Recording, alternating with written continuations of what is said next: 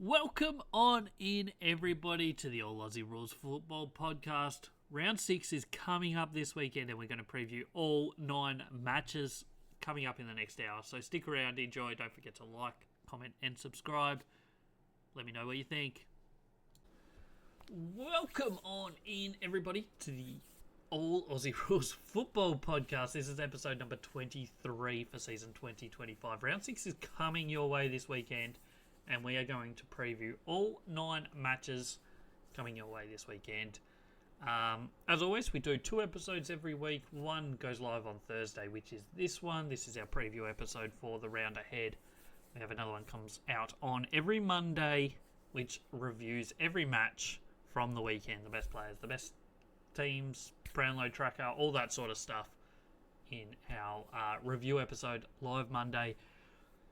Please note that this Monday there is a game on during a Monday afternoon, so the episode will be out Monday, but it will probably be pretty late, whether that's 9 or 10 p.m. maybe. Depends how quickly I can get it out after that final game, but I'll try and have everything else created and ready so that I just have to record once the final game's done.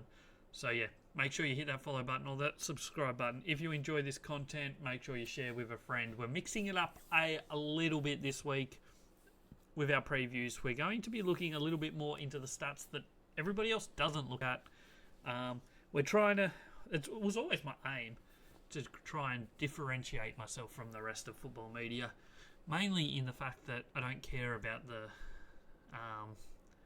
off the field stuff, sort of, all that rumours and outlandish calls that certain people in the football media make. I want to focus on the football, and I want to bring content that is different than what everybody else does. So we're doing that here. I do stats every week for every game, player ratings, all that sort of stuff. So I'm going to start implementing that into the podcast episodes. We're going to chat about it. We're going to find ways that your team is going to win. How will they win? We will find a way, hopefully. Unless your team's crap, and then we might not. But without any further ado, let's just jump into the football for this weekend. And it's Easter weekend, so another big weekend. It's like the second of 3 big weekends of football. Obviously, we had Gather Round last weekend, which was a massive success. We got Easter football this weekend. So plenty of public holidays in Australia, and then followed that straight into Anzac Day weekend, so more public holidays around Australia, and some massive matches this weekend, last weekend, and the following weekend. So we're going to jump into them. Thursday night, we lead off with Brisbane hosting Collingwood in their traditional Easter Thursday game. We at the Gabba, 7:30 p.m. kickoff. Last year's premiership team versus the year before's premiership team. It should be a cracker. Brisbane will go in quite heavy favourites, naturally. They're 5-0 going into this one. Collingwood have a good record as well, though, 4-1. Home game for Brisbane. Most things point towards a Brisbane victory in this. I'm not going to say they definitely will win this, but they definitely deserve to be favourites going in. A little bit of a look at the two teams and how they kind of rate and whatnot. I do an ELO system, rating system. If you don't know what that is, I'll try and quickly explain. Basically, everyone at the start of whatever period you do starts all on the same score. Week in, week out, you just adjust it based on whether they win, lose. There's a set formula. You create a formula, it goes in, and basically spits out a new score each week. The longer you go, the more accurate it becomes, and it's never going to be perfect. It just basically tells you the form of the team, basically. Beating teams above you rises your score quicker. Losing to teams below you drops your score quicker. It's pretty self-explanatory, but as it stands, Brisbane are number 1 on that rating system, and Collingwood are number 3 currently. So Brisbane sit at a 1682 in first, and Collingwood a 1588 in third. It's pretty tight between like 3rd and 7th at the moment in that rating system. 21 points split the 5 teams between Collingwood, GWS, Sydney, Geelong, and Port Adelaide. So it's pretty close in that range at the moment. And you go all the way down to 11th space 11th spot on that rating system are all above 1,500, which the starting score was 1,500. So there's 11 teams currently above that starting point, which is made possible by the bottom 4 teams being so far below 1,500. Like Richmond's at a 1,288 at the moment. So that's a little explanation of the ELO rating system. If you want to know more, let me know. I might try and do a YouTube short or a TikTok video explaining the system a little bit more. It's not complicated though, so we have that going at the moment. Kind of just gives us an expected winner for each game. It's not ever going to be perfect system, but it goes okay, and it allows us to predict games well into the future and where teams are expected to rate, say, in 6 weeks' time. So that's one thing. We also have our ratings each game based on how well the different areas of their field plays, and an overall rating as well. So far this year, Brisbane have the 4th best rating in the competition in terms of points, whereas Collingwood are 6th. So both teams pretty high up. Brisbane obviously haven't lost a game yet, but they haven't been dominant in any of their games. They've been coming from behind pretty much in all of them. So they're getting the job done, though. That's the main thing. Collingwood, obviously, their last 4 weeks have been really good. They started the season in a really, really poor performance, but since then they've been really good. And last week was no different. They showed some really good football at times against Sydney. So that's looking good for them. Backlines, Brisbane's backline going great. They're the 3rd ranked backline at the moment, according to my numbers, and Collingwood's is the 11th. So the Collingwood backline certainly not going as well, even though you look at the numbers of, I guess, scores against Collingwood and their ability to stop scores from turnovers and stuff are really, really good. But it's more a team defence that Collingwood play. They have for the last few years, like probably since 2022, ever since Fly has come in. Even under Bucks, they kind of did a lot of team defence as well, so it might even go back even longer than that. But it's a focus on team defence, not the individual defence.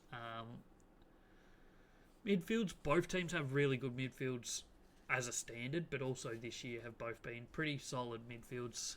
Brisbane's number 1 ranked midfield at the moment so far this year, and they just have so much depth in that position that you'd imagine it's only going to increase their ability to dominate as a midfield. Hugh McCluggage has been outstanding. He's the one that's taken the next step this year.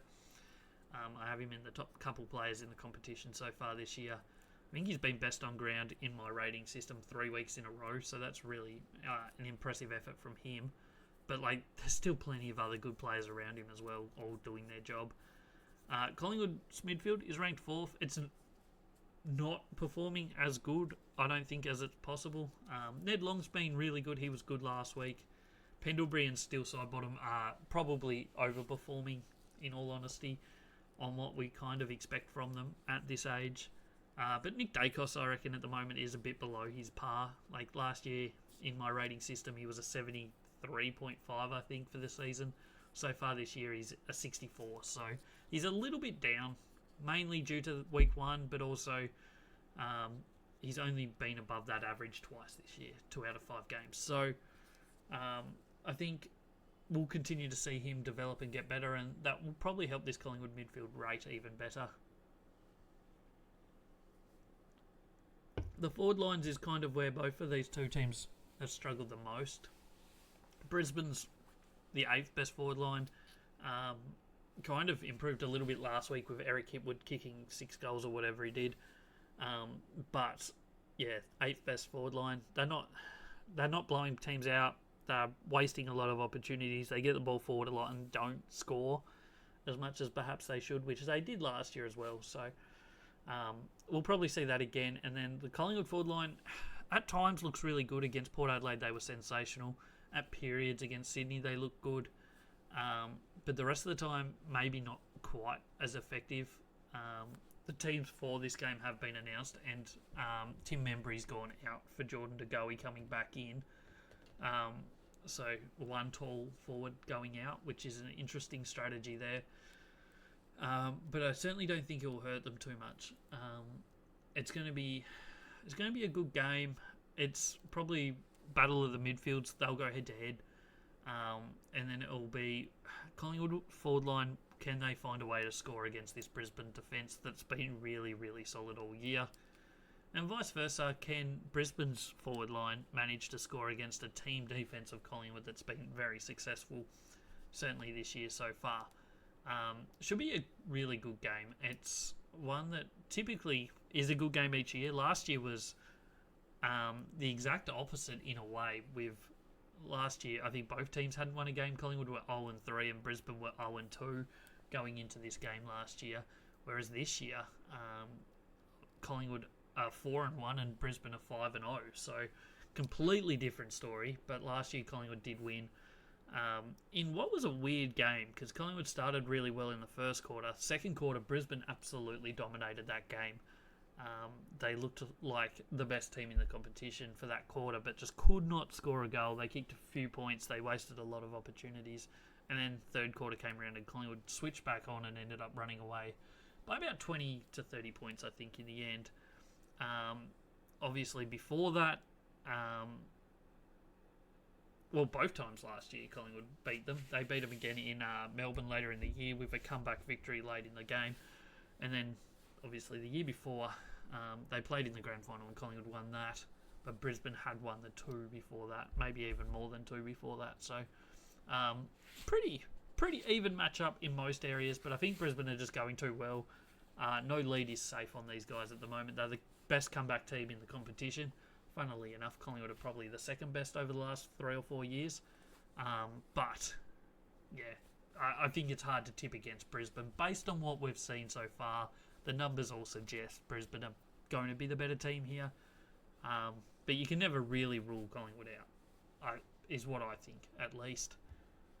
So that's Thursday night football. We then jump on to Good Friday football. There's 2 games on Friday. The first one kicks off at 3:20pm Australian Eastern Standard Time, Friday afternoon. Marvel Stadium football. And it is going to be North Melbourne hosting the Carlton Blues. It's probably not going to be the most watched game of the weekend. But it will be interesting nonetheless. Bless me. North Melbourne go into this having not played the best over the last couple of weeks. They started their season pretty well. Their first 3 games were pretty good. Their last 2 weeks have been a little bit disappointing, in my opinion. They've been competitive throughout most games. We'll get to that in a minute. Carlton, obviously their season started horribly. Turned around a little bit last week with a really good performance, but it was against West Coast, who have shown very, very little so far this year so far.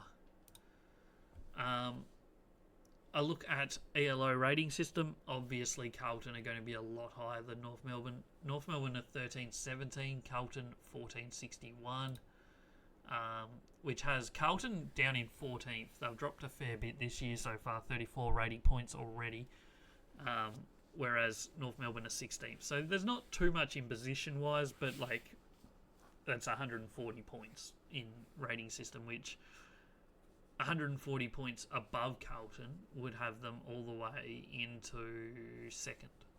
So, the gap between second and 14th is the same as the gap between 14th and 16th. So, just shows you that the top end of the league is really a lot closer than the bottom end, based on stats at least. Overall ratings here, based on stats, 12th best team so far, North Melbourne, which is pretty solid in all honesty. Carlton 10th best. So pretty close. A lot of people probably wouldn't say that Carlton are the 10th best rating team this year, but they've been competitive in most of their games. They haven't really been blown out. And you take away that disappointing loss to Richmond in the first game, they've played some solid teams. So it's not all doom and gloom for them. And obviously they did put up some big numbers last week against a very lowly West Coast.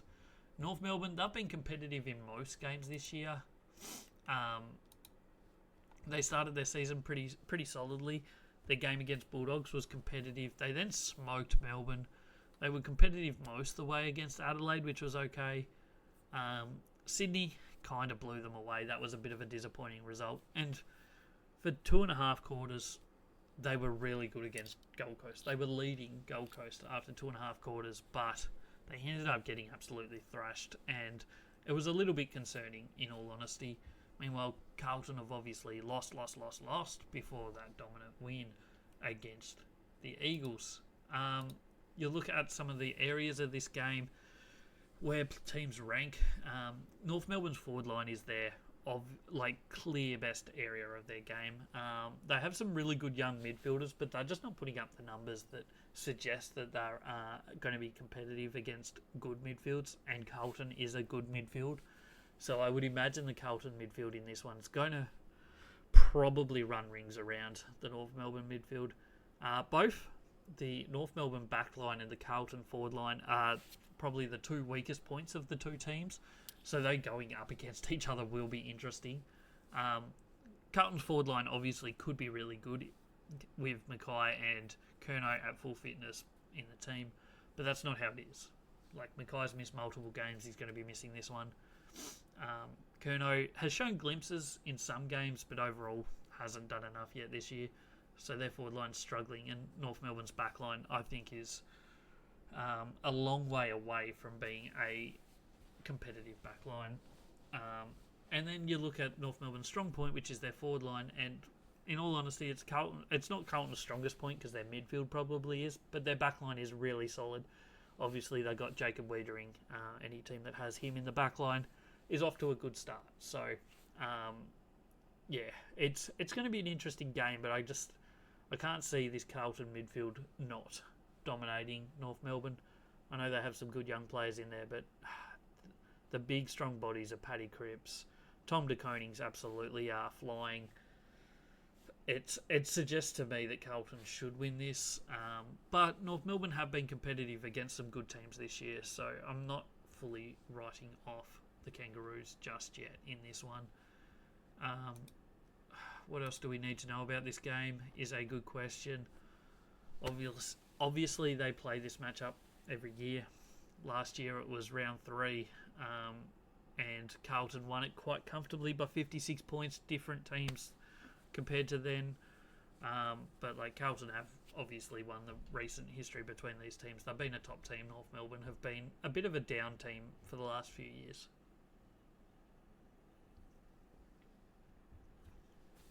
I think that's everything we need to talk about for this game. We'll jump into the next one, and it's Friday night football. It's over in the West. It's not really night football for locally over there, but it's night time for the Eastern States.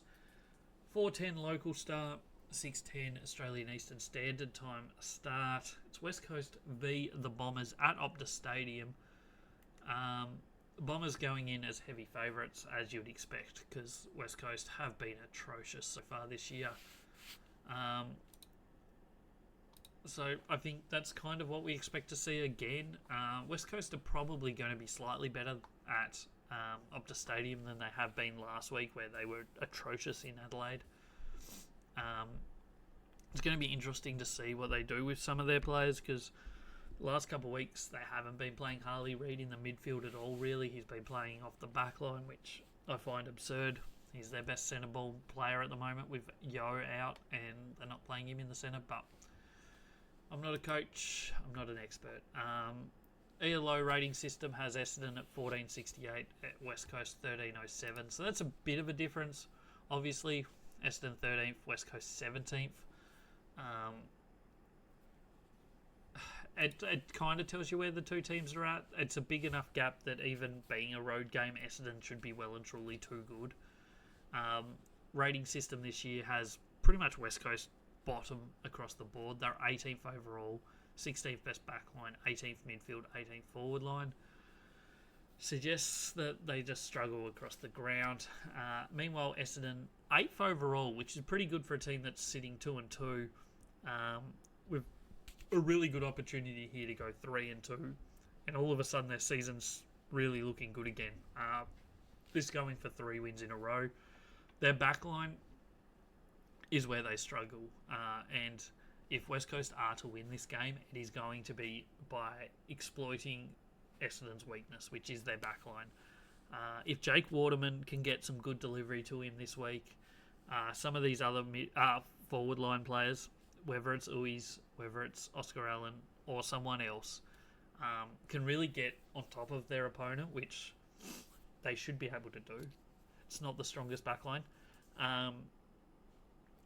Then that is West Coast's one chance to win this, in my opinion, because their midfield, Essendon's midfield, is really good and should be too strong for the West Coast midfield.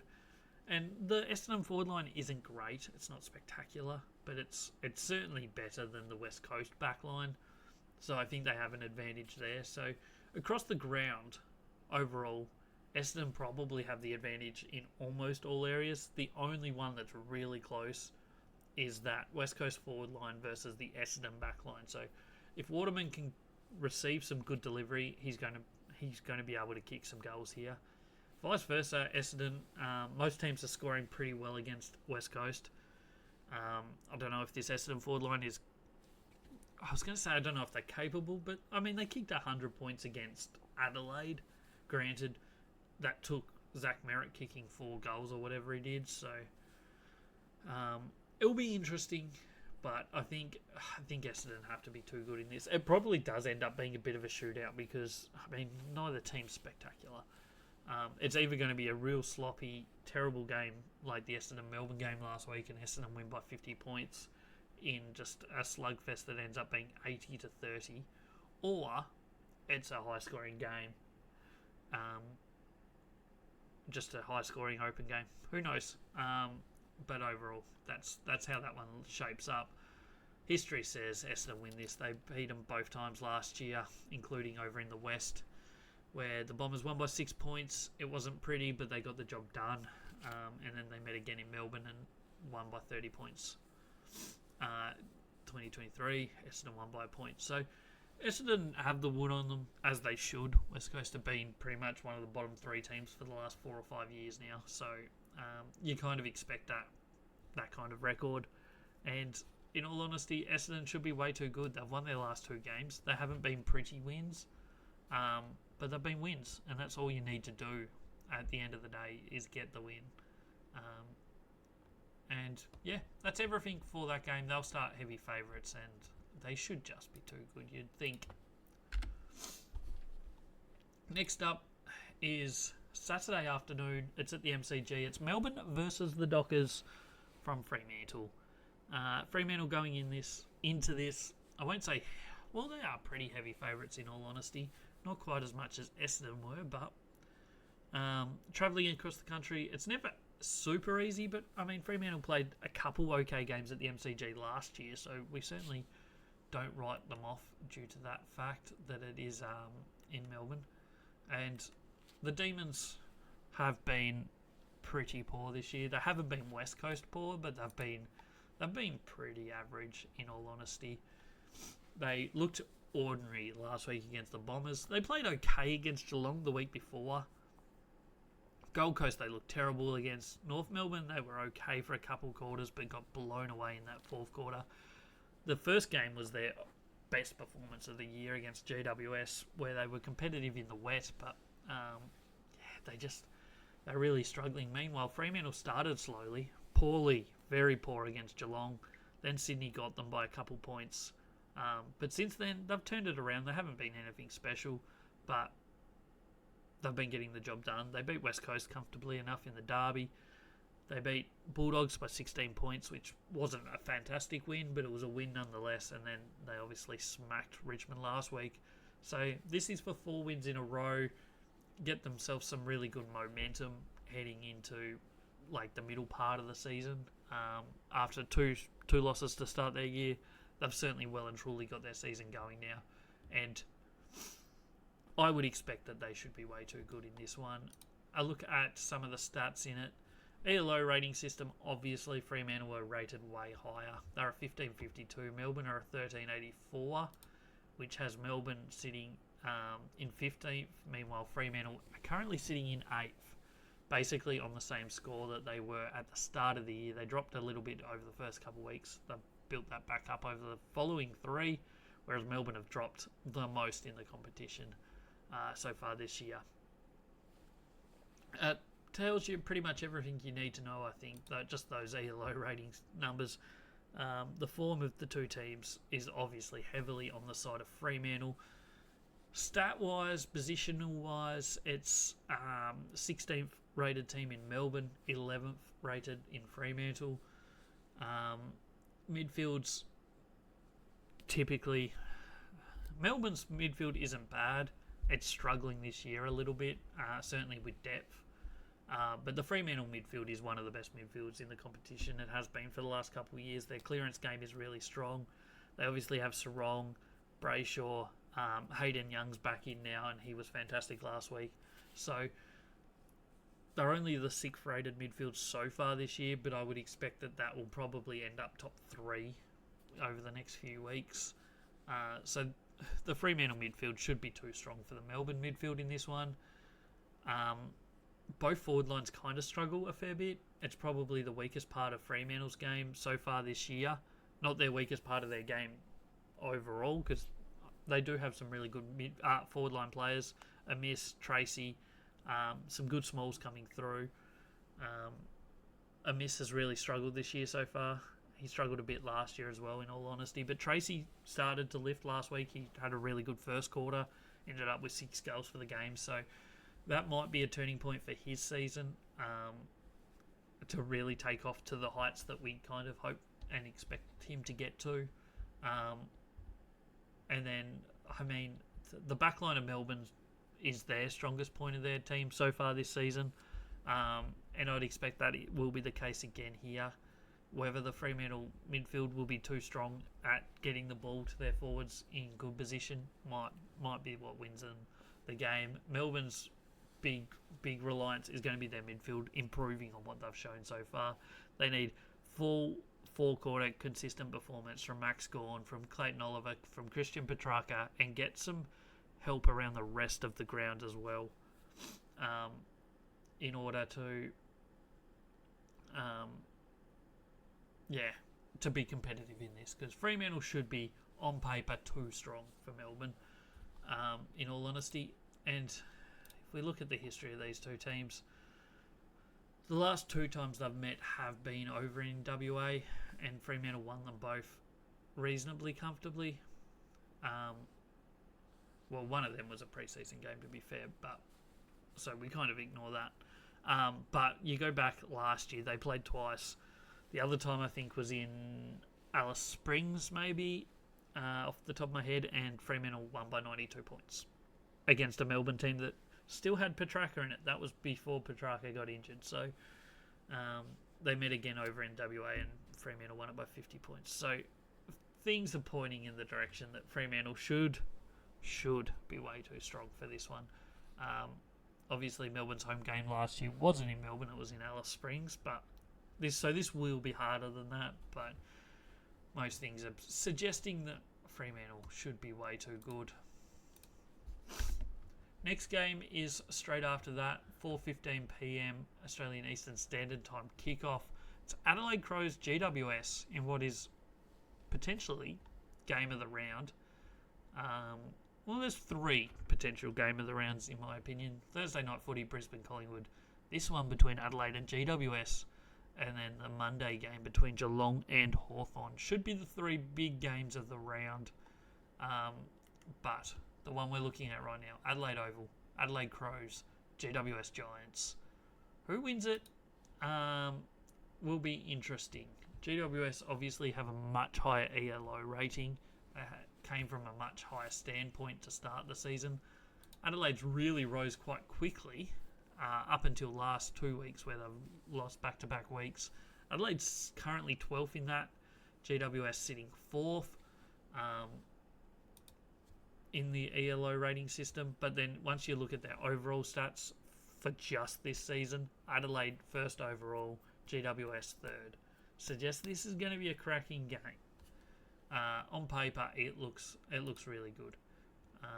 Obviously, Adelaide have lost their last 2 games. They won their first 3 games quite convincingly.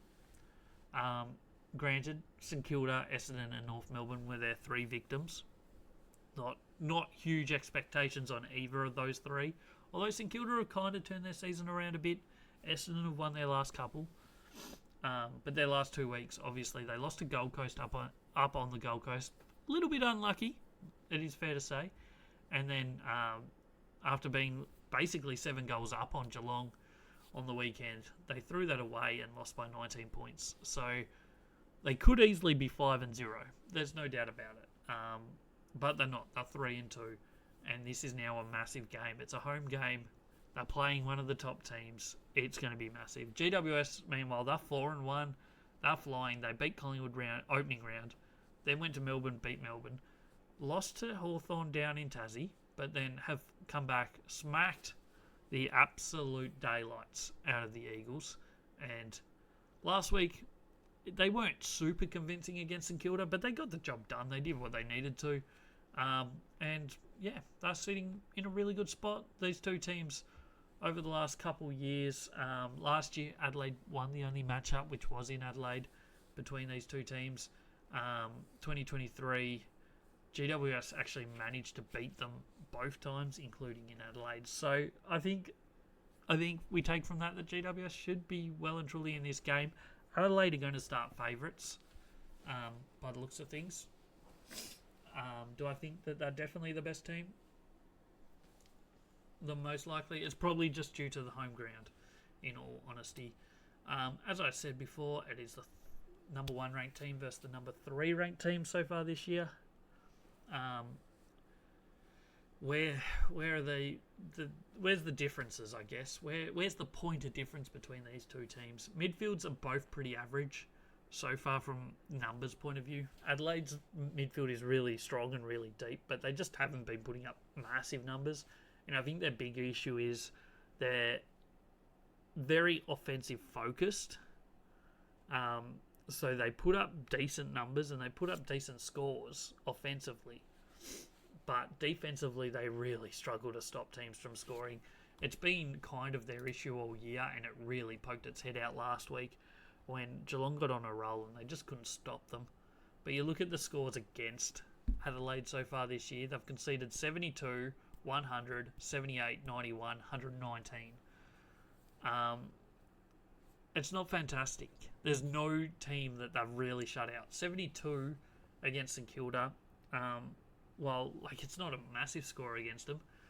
It's still a pretty high score. Whereas you look at GWS, for example, they've had a 52, 74, 64, 51, 82 against. So pretty much they've had, 3 and almost 4 scores under what Adelaide's lowest is against them. So, it is a slight concern in my eyes, is their inability to stop the opposition from scoring. But that's what GWS do really well. Their backline is really strong. Both teams have really strong forward lines. It's the number 1 forward line so far this year in Adelaide versus the number 2 forward line in GWS. Toby Green is flying. Jesse Hogan is flying. GWS forward line's good. Adelaide forward line maybe better. The difference here is GWS forward line is going up against a not so great Adelaide backline, whereas the Adelaide forward line is going up against arguably the best backline in GWS. So that points to me the GWS forward line should win that in my eyes. On paper, things never work out the way they do on paper, let's be fair. But it's just worth noting, I think, that if Adelaide are to win this game, they have to find a way to stop their opposition from scoring. And this is probably not the easiest one to do it against, because GWS always have that ability to bomb it long, one-on-one. Jesse Hogan, he wins it 50% of the time, basically, and the other 50% of the time it goes to it's a neutral. He never gets beaten. So, I am tempted to go with GWS in this. Not because of Adelaide's recent form, but just because I worry about the fact that they can't stop teams from scoring, and GWS backline is probably going to be as hard a task for this Adelaide forward line to beat that they'll find this year. I think the GWS backline just matches up really well against this Adelaide forward line, in my eyes at least. I don't think there's much else to say about this game. It should be a cracker. It should be one of the best games of the round. And I really think GWS might cause a little upset. I mean, it's not much difference between the two teams in betting, but Adelaide are certainly favourites at the moment. We move on to round 6. Round 6? Game? No. We're already on round 6. Whatever game this one is, it's Richmond v Gold Coast. It's at Marvel Stadium. It's Saturday night, and it is not going to be one for too many people to watch, I don't reckon. One of the worst Saturday night games we'll almost get this year, in all honesty. On paper, it looks rough. Yeah, I don't know what to say about it. ELO rating-wise, it's the 18th place Richmond versus the 10th rated Gold Coast Suns. Gold Coast obviously flying so far this year. Richmond started their year okay. They got the win round 1, but since then it's been a little bit of a battle. And then you look at the ratings of the teams overall so far this year. It's Richmond 17th, only ahead of West Coast. And it's Gold Coast 2nd, only behind Adelaide. It's going to be rough across the field. Midfield, second best midfield Gold Coast so far this year. 16th best midfield for Richmond. Third best forward line for Gold Coast, going up against the 14th best back line of Richmond. And then you've got the 7th best back line in Gold Coast going up against the 16th best forward line in Richmond. It's not going to be easy across the board for the Tiggies here. Gold Coast, they've travelled well this year so far. They've played 4 games, is it, so far this year. Only one of them has been a home game. So they've won 3 games on the road. One of them was a neutral game against North Melbourne, but they've won 2 full away games, and they've won on the road 3 times already this year. They won on the road once last year, which was their last road trip of the year. That tells you pretty much all you need to know about Gold Coast Suns this year. They have improved. There's no doubt about it. They're 4-0. They're heavy favourites. You just have to expect that they go in and they win this one and they go 5-0. Richmond obviously 1-4.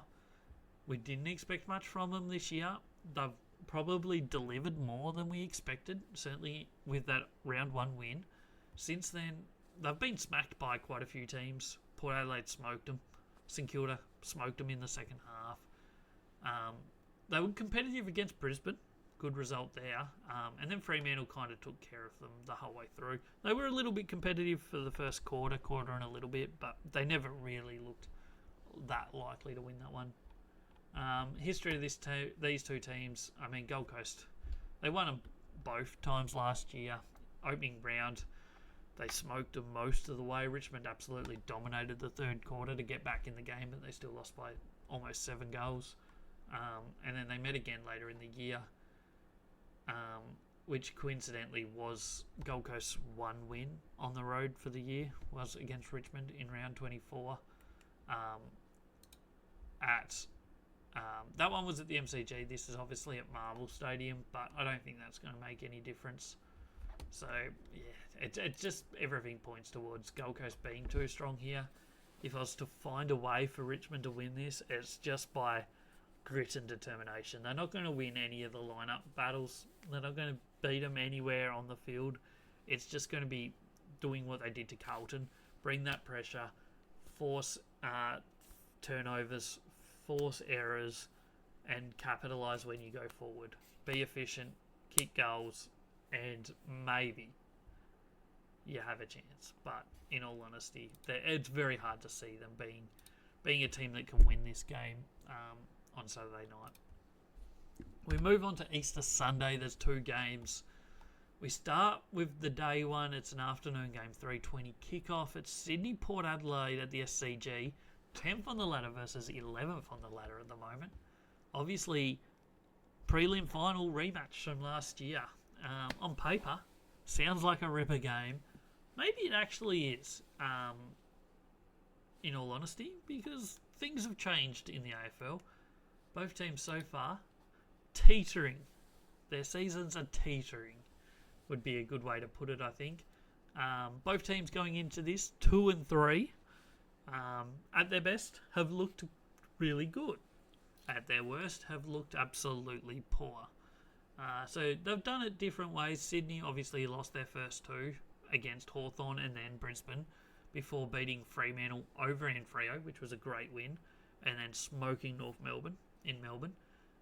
But they did lose to Collingwood last week by 31 points. I won't say they were bad, but they certainly didn't look great in it. Meanwhile, Port Adelaide are kind of the opposite in a way. They started really poorly against Collingwood. They then absolutely smoked the living daylights out of Richmond before a terrible performance against Essendon, and then maybe even a worse performance the next week against St Kilda. But then they absolutely turned it on against Hawthorn, who up to that point were arguably the best or one of the best teams in the competition so far this year. And at one point they were like 80 points up or 70 points up on Hawthorn. It's ridiculous. And they only ended up winning by 30, but like, it's just a weird season. And this matchup kind of exemplifies that. They met, obviously, in the prelim final, and Sydney were too strong. Beat them by 6 goals. Never looked like losing that one. They met in round 21 in Adelaide, and Port Adelaide smoked them by 112 points in one of the absolute turn-ups of the season. They also met in round 4 the year before, in Sydney was the last time they met in the home and away season up in Sydney, and Port Adelaide won it by 2 points. So history says they're a chance. Sydney are going to go into this massive favourites, but if Port Adelaide of last week shows up, Port Adelaide could win this game. Will we get that Port Adelaide is another question, and the answer is probably not. But you got to believe there's a chance. You look at the ELOs of both these teams. Sydney are currently 5th. They've dropped quite a few points so far this year, dropped 28. Whereas Port Adelaide are 7th on the ladder. They've dropped 37 points. They're both very close to each other, 1576 to 1567. With the advantage of home ground, suggests Sydney will be too strong. But you look at the rating system so far this year, and Sydney are kind of the ones that have absolutely belied where they're going, I guess, because last year they were dominating games and they were dominating the stat sheet and they were dominating the rating system. This year they're not doing that. They're ranked 15th in the competition after 5 rounds. That is absurd. They would have been number 1 or 2 at this stage last year, and it's just not where they're at the moment. Port Adelaide, meanwhile, actually their numbers look alright. They're 7th overall. Midfield game will probably go slightly the favour of Port Adelaide until Errol Goulden's back. I mean, Heaney carried the load last week, but they just haven't managed to have a game yet where both Heaney and Chad Warner are at their top. It's either one or the other. It's never both so far this year. So that's a crucial part, I think, for them. And the Port Adelaide midfield has been pretty solid. I won't say it's been super. Obviously, Zach Butters is back in the team the last 2 weeks and has certainly helped them.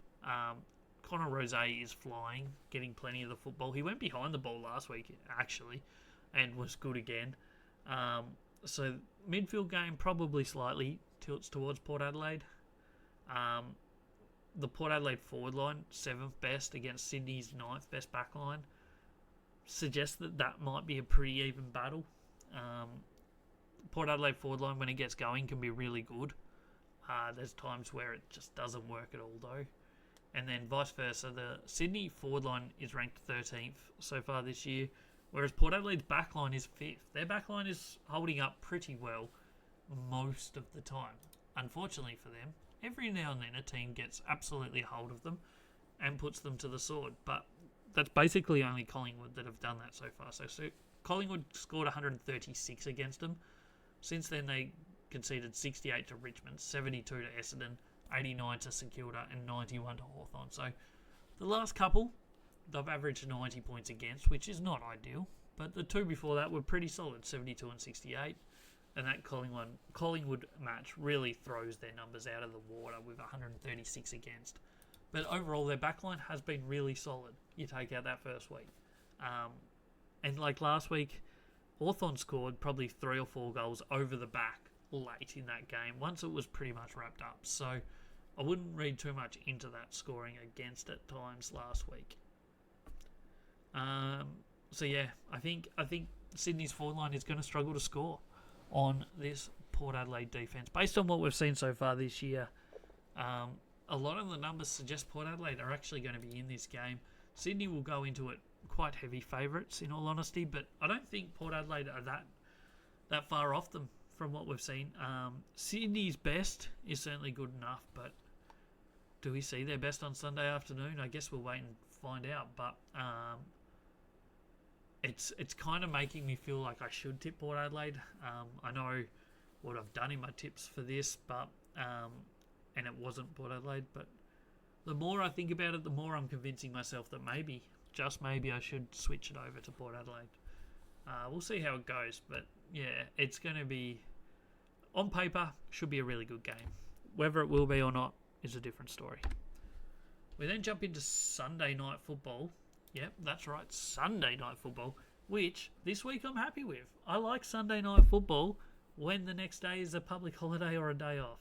I hate Sunday night football when it's last week and I have to go to work the next day.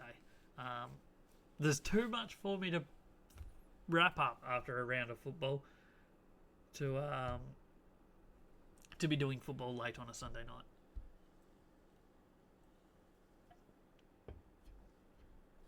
So we've got Bulldogs, St Kilda, Marvel Stadium, 7:20pm kickoff. Bulldogs going into this one, I won't say massive favourites, but pretty comfortable favourites in all honesty. ELO rating system has them both very close to each other, 15.34, 15.25. And even though it's a Bulldogs home game, this is a St Kilda home game. Don't get it wrong, guys. This is a St Kilda home game. St Kilda love Marvel Stadium. The Western Bulldogs do not. They don't hate it by any stretch of the imagination, but they do not love it. St Kilda do. St Kilda play way better at Marvel Stadium than any other ground in the country.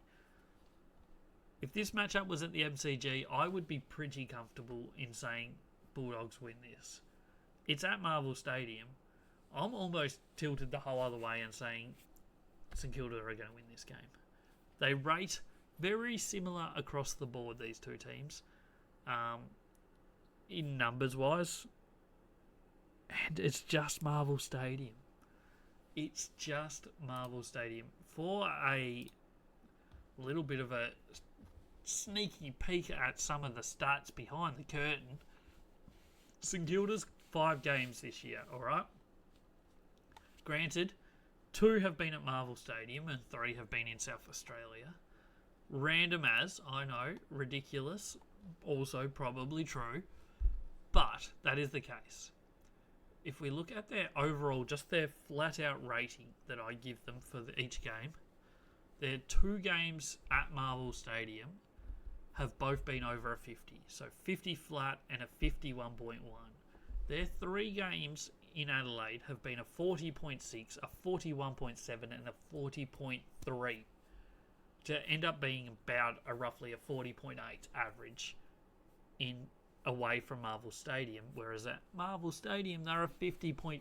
That's a 10-point difference, which, to put into context of scoring, that's more than 6 goals. That's more than a 6-goal swing. I know the other 3 are all out of state, all away games, or 2 away games and 1 neutral. But they're just a better team at Marvel Stadium than anywhere else. Their best 2 performances from their midfield have both been at Marvel Stadium. Their best 2 performances from their back line have both been at Marvel Stadium. Their forward line is always kind of consistently the same rating, no matter where they're playing. When I say same, similar kind of rating, it's always kind of not great. It's not terrible, don't get me wrong, but their forward line just is average, really. Typically, everywhere where they play, it's in that average range. Overall this season, Bulldogs rated 13th, St Kilda 14th. As I said though, Marvel Stadium, St Kilda, best team in the competition. Random, it's only 2 games, it's only a small sample size, I know, but crazy. Backline, we'll start midfield actually. Bulldogs midfield is better than St Kilda's midfield. Sue me. They're clearly better, especially if Bont's back this week, which I think he's going to be. The Bulldogs midfield is just better than St Kilda's midfield. There's no doubt about it. Even with all the outs that the Bulldogs have had this year, their midfield is still better than St Kilda's midfield.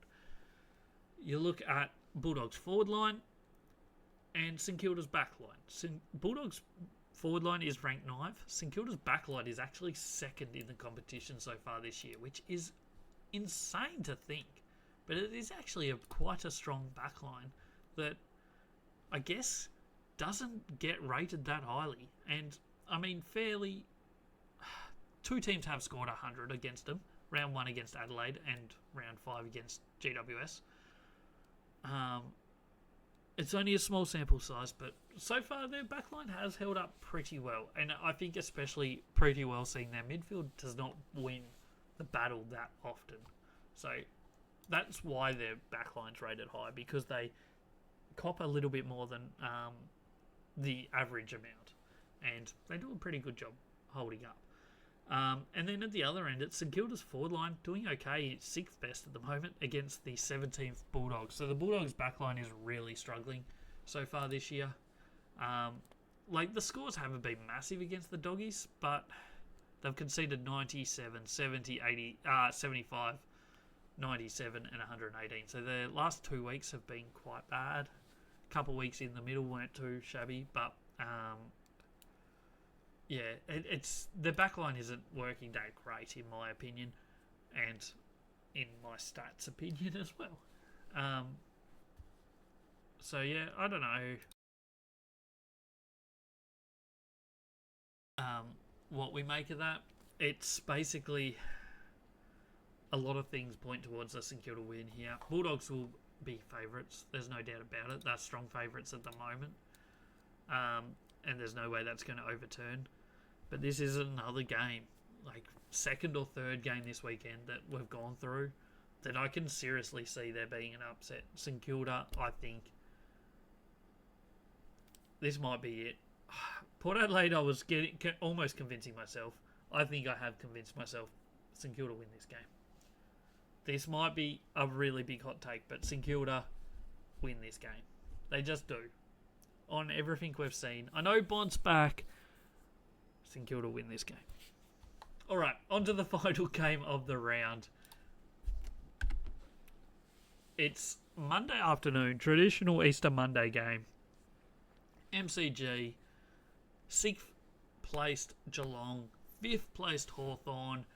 Both teams are up again for the first time in, 7 or 8 years that both teams are up at the same time. In other words, first time Hawthorn's been up in that time. They're rivals, and it's going to be cracker. Both teams up and about. ELO rating system has both teams obviously very high. Hawthorn ranks 2nd at the moment at a 1606, and Geelong currently 6th at 1574. Everything's pointing towards this being a good game. In my rating system, Geelong 5th, Hawthorn 9th. Midfield exactly the same, Geelong 5th, Hawthorn 9th. Up Geelong's forward line, it's going to be an interesting battle. 10th place Geelong versus the 12th best backline Hawthorn. Hawthorn should have, on paper, one of the best backlines, but I just don't think it is proving that way yet. Whether it's just like teething issues or not, I don't know, we'll see. But they conceded 121 last week. They also conceded 85 against the Bombers. A couple of the other ones have been okay, but the 64 was in very windy conditions against GWS. 60 against Carlton was in pouring rain. and 76 in the first round against Sydney.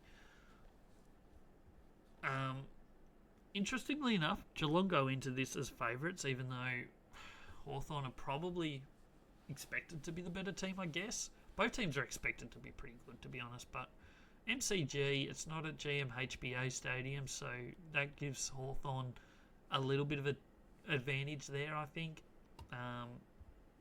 It's going to be a good game, but it's a weird one. So I think we did Geelong's forward line against Hawthorn's back line, and then vice versa at the other end. Hawthorn's forward line, 5th ranked, against Geelong's back line, which is 6th. Is missing some players at the moment. It's not probably at their peak, but they've rated pretty well even still. And it pretty much sets up a really close battle across the 3 areas of the ground, and it's going to be whoever can perform at their best and shut down the other team's opportunities, I guess. Both teams are going to certainly go into this thinking they have a really good chance to win this game. Geelong play MCG better than most people probably think they do. Although most people probably think they play the MCG pretty well. But they do play it especially well, I think. Last year they had some really big wins at the MCG. They obviously won this matchup last year, but at that point Hawthorn were a completely different team. But they also beat Carlton at the MCG early in the year. They beat Collingwood at the MCG in the second half of the year. So they do have some big wins at the MCG over the last couple of years. So I wouldn't write them off because of that. But I just think it's strange that Geelong are favourites in this. I think it should be pretty much dead level. It's a flip of the coin in my eyes. I know Hawthorn weren't great last week. But as I've said all season, do not write a team off because of one bad performance. If you had done that, you would have written Collingwood off after opening round. They've won their next 4. If you wrote Port Adelaide off, you'd be all over the place still, just like you actually are. So maybe that one's not a great example. But St Kilda, if you wrote them off after their first game, they're now 3-2, aren't they, or whatever they are. One bad performance does not make a team. Every team is going to have an off day. With the competition so close, you just miss by a little bit and you get pumped. And that's kind of what has happened to a lot of teams so far this year. So do not write a team off because of one bad performance. So do not write Hawthorn off because of last week. Just like I didn't say it before, maybe that should have been in my thoughts, and that's probably why we will tip Sydney. Do not write them off because of one bad performance. Teams like West Coast, where you have 4 or 5 bad performances in a row, you can write off. Until you see something from them, write them off. But teams that only have one bad performance, forget it. It's not the end of the world. This game will be a cracker. It is game of the round. There's no doubt about it. Okay, the other 2 games that I mentioned before are really good games, and you should definitely watch them. But this one here is game of the round. It should be spicy. It should be great. And hopefully it goes right down to the wire. So that is all 9 games coming up this weekend. Don't forget to hit that follow button or the subscribe, depending on what platform you are on. Don't forget to like this video. Don't forget to comment. Don't forget to share with all your friends and family. Anyone that follows football, share this one along with them. We haven't finished yet. We're going to do my tips quickly, and then we'll wrap up this episode. My tips for this weekend, this was done 48 hours before the first game, so things may actually change in my head in that time. But we went Brisbane by 16 points over Collingwood on Thursday Night Football. Nothing too special, surprising there. We've gone Carlton by 21. They should be too strong for North Melbourne, but do not write North Melbourne off. I know they've had a couple floggings this year, but they've been very competitive for 3/4 of most games. It's just a matter of whether they can do that for 4 quarters. And in all honesty, if they're going to do it against a team, Carlton is probably the team they do it against. Bombers should be too strong for the Eagles. 30-point winners here. Only reason it's not more is because it's in WA. Fremantle, I've got by 5 points over Melbourne. I think they're too strong. Melbourne probably put up a better performance here than they've shown the last couple of weeks back at the MCG. But I'm not confident enough in them to ever tip them at the moment. GWS have gone for the slight upset over Adelaide by 12 points. I just think GWS are that final package. That forward line is absolutely tremendous. Their midfield's doing strong, and their back line is ridiculously good as well. Whereas Adelaide just struggle to stop teams scoring, and until they do manage to work out this defence as a team or as their back line, I'm not confident in tipping them against the good teams. Against most teams, they'll be fine. They'll beat them. But against the top teams, they're going to struggle, I think, in my eyes. Gold Coast, way too strong for Richmond. I've got them by 60, and to be honest, it should be at least that much. Then Sunday, Sydney by 25 over Port. It is a game Port Adelaide could win. I don't think they will, but they could win. St Kilda by 13. It's at Marvel Stadium. I'm going with St Kilda. As I said a few minutes ago now, St Kilda win this game. And then the final game of the week, Geelong in a cracker. 5-point winners over Hawthorn. Could go either way. It's a coin flip. You pick whichever one you want. It could be either way. In my eyes, and probably in most people's eyes for that one. Don't forget to follow along on all the social medias. That's the final thing I've got to say. Instagram, Twitter, TikTok. We post a lot on all three of those platforms at All Aussie Rules Everywhere. Search it up. Go find it. Share with your friends. Make sure you follow along. We're posting lots of content. We've got lots of different stats. They all go up on all the socials. Anything else you want to see from me or from my content, let me know. This has been All Aussie Rules. Round 6 coming your way. Round 6 review episode will be out on Monday night. Episode 24, that will be. Thanks for tuning in, and I'll catch you on the next one.